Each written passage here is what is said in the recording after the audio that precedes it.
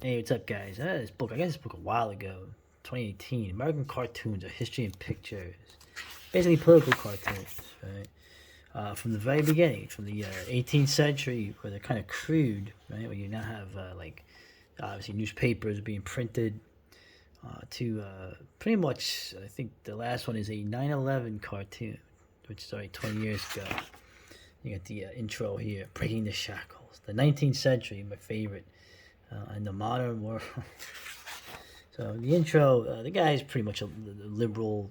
I like this. U.S. is amazing, complex country, positively youthful compared to the venerable nations of Asia. Energetic, vibrant, bullish, and bristling with self-beliefs. Its people are warm, generous, and extrovert. Okay, so we already are believing our own myths here. And of course, the growing pains, right?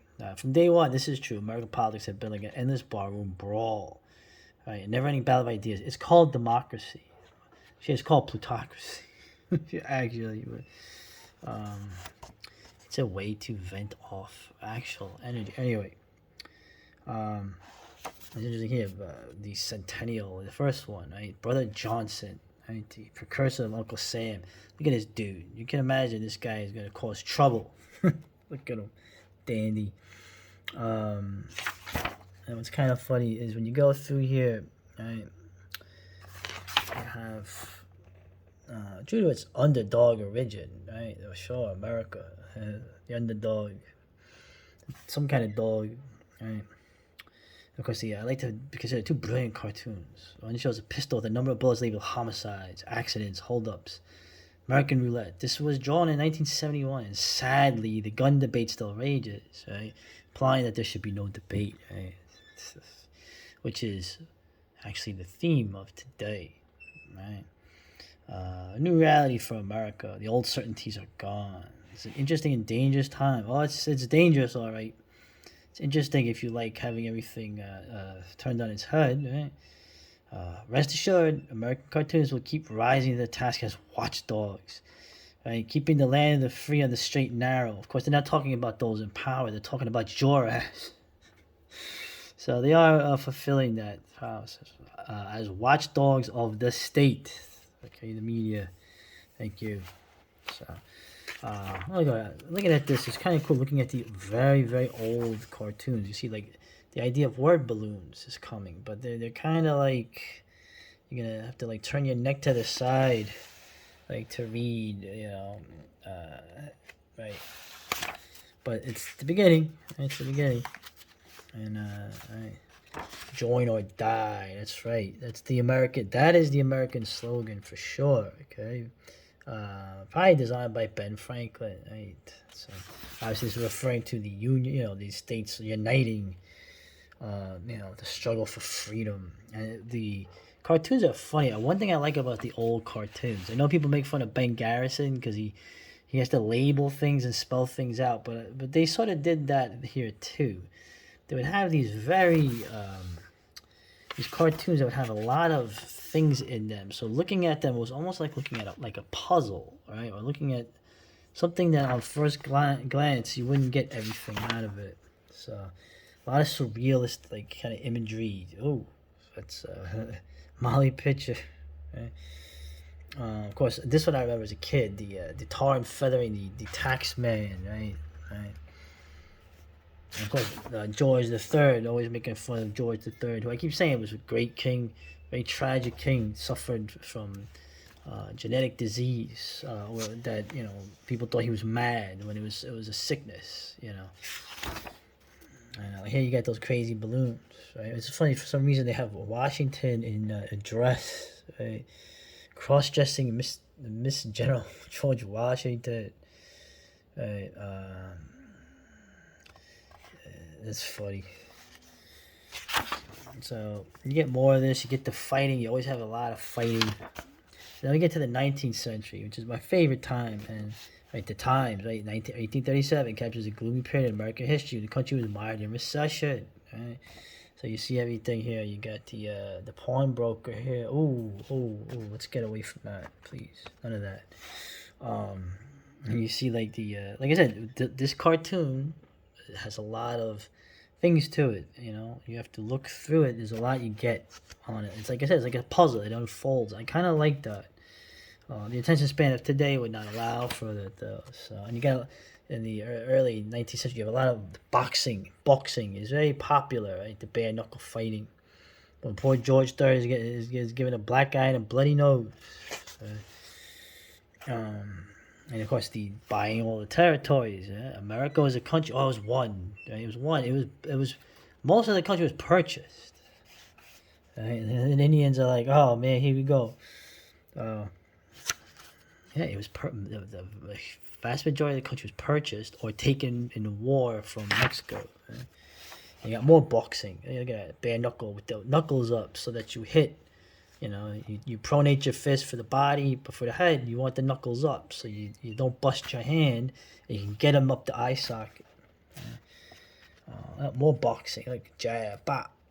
It's just like, it was Andrew Jackson. It was a big, a lot of people hated him, a lot of people liked him. Right?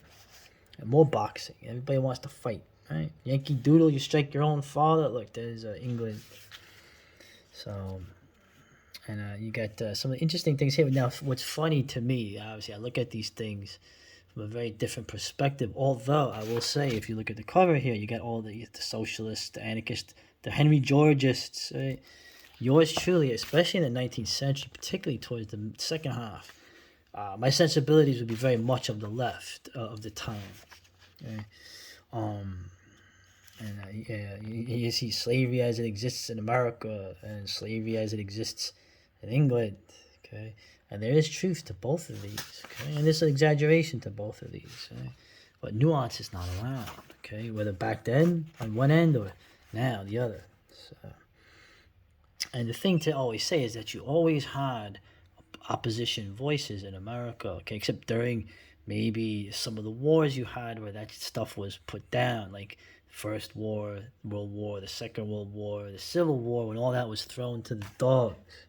But you had people advocating for the rights of people, okay, and putting down the hypocrisies of things like chattel slavery as something that was, not a good thing in itself, a horrible thing actually, which I'll say, right? But there's many different kinds of slavery, okay. Until you get Zachary Taylor. I went over this guy with this, but he fought in the Mexican-American War, but he also fought in the Seminole War, right? One of them. You got the gold rush. I like to look on this guy's face. He's like, "Where you go?" He's like, "Lady, get out of here." Oh, we go here.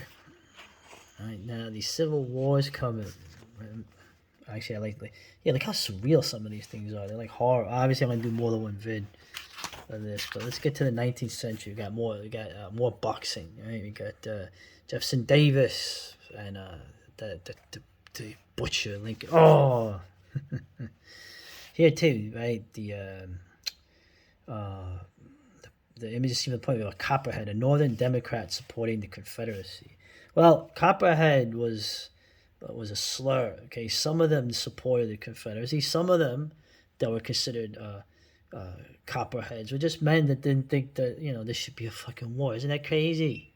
They wanted to stop people dying. They didn't think what it was being fought over was worth it. Anyway, of course, the Anaconda strategy. This is linked to the South's naval thing, which I'll go over at some point. The naval kind of different ways that the Confederacy was trying to deal with this blockade. Okay, blockades probably kill more people than bombs do.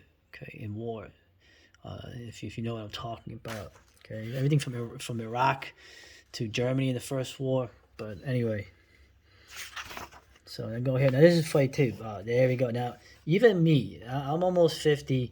But even as a kid growing up in New York, looking in the newspapers and the cartoons, they still had Boss Tweed and Tammany Hall. Like, I knew what Tammany Hall was. I knew who Boss Tweed was growing up in the 80s and the 90s. A guy who had been dead for more than 100 years or more. Tammany Hall was still mentioned in New York City, even though. Right? We got this Thomas Nast, particularly muckraking, going against the power, right? So this is cool, I like that. And yeah, more. Oh, we got St. Patrick's Day, right? Where they show all the Irish, the hooligans, right? All the Irish uh, acting up, right? Which is kind of funny. And you got, of course, the tenements, right? The Lower East Side, right? Where all ethnic New Yorkers, ancestors, were from. That's where my accent is from, the Lower East Side. Back in the middle of the 19th century to the later 19th century. This is a cool one. I like that. This is an example of like a really cool cartoon. There's a lot in it, right? Like I said, the American juggernaut, right? The strapline, he just follows everything. Noble, patriotic, progressive is crushed beneath the remorseless tread. The mammoth monster of corruption, cruelty, and fraud. The vampire rings of capital. Right? Now, yeah, down with the capitalists, I say, right? But it's interesting to think that the patriotic, noble, and progressive is not in line with that, okay? Or it's just power. But I like this cartoon here. And you get it's funny. You had many people advocating for African Americans back then. You don't have anybody advocating for, anyway, okay? That was the whole point.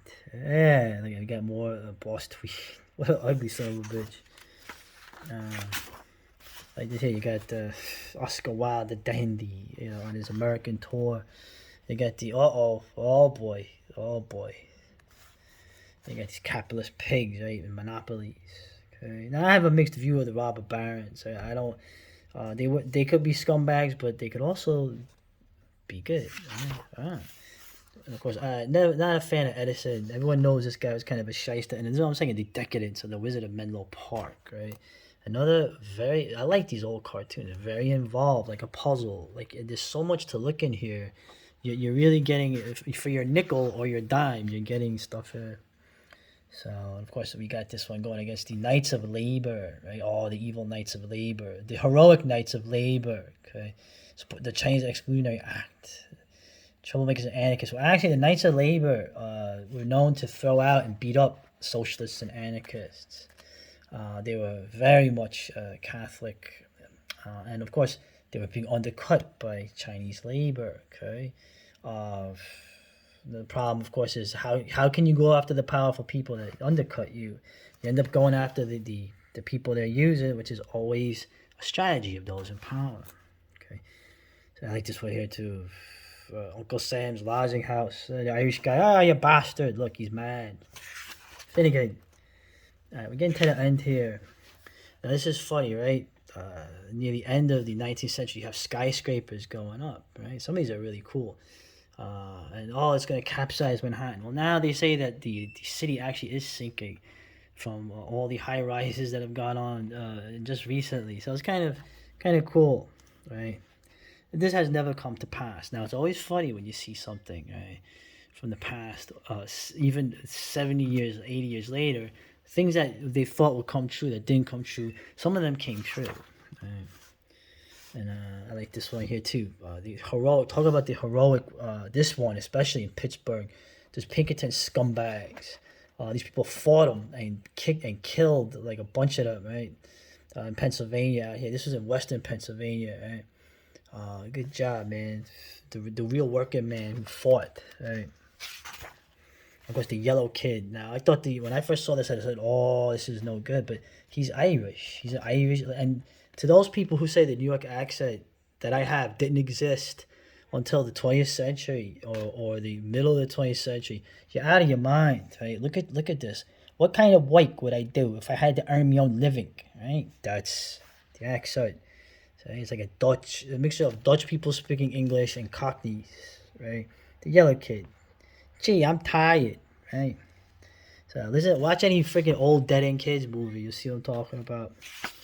And funny too, all the electricity going up in the late 1800s. You see all the people having to wear these insulated suits to not die. There was a real fear of that, of electricity. That's hilarious. All right, we're getting to the end. Uncle Sam is starting to get more money, get you more your money, and I like that. There he is, Teddy. Monopoly. Yeah, you're damn right. Luckily, we got rid of those today, right? There's no monopolies or corporations or anything. Right? It's like it never happened.